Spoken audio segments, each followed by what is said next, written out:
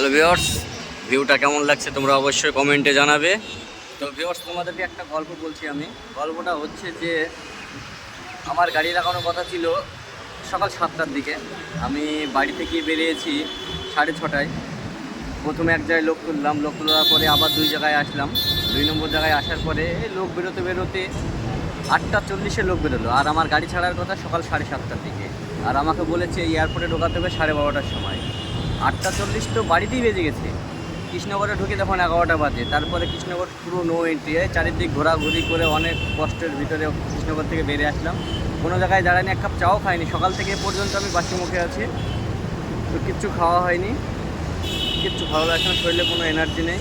তো আমি ড্রপ করতে এসেছি, সাথে বাড়ি থেকে লোক এসছে, তো ওরা সব ভিতরে গেছে।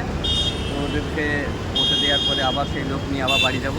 তো আজকে প্রচুর ভালো হবে আমার, খেতে খেতে মোটামুটি তাও 3-4 বেজে যাবে। এখান থেকে দেখি কখন বেরোচ্ছি।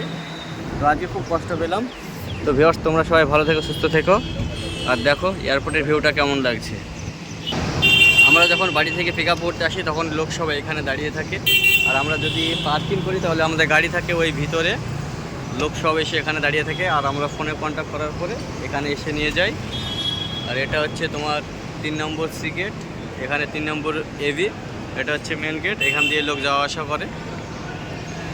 আর উপরে আজকে উঠবো না, শরীর খুব ক্লান্ত, খাওয়া দাওয়া নেই, কিছু ভালো লাগছে না। তো সবাই ভালো থেকো, সুস্থ থেকো। আবার দেখা হবে নেক্সট কোনো ভিডিওতে। এখন থেকে ডেলি দিন ছোটো ছোটো করে একটা করে ভিডিও দেবো তোমাদেরকে, তোমরা শুধু দেখতে থাকো। সবাই ভালো থেকো, সুস্থ থেকো।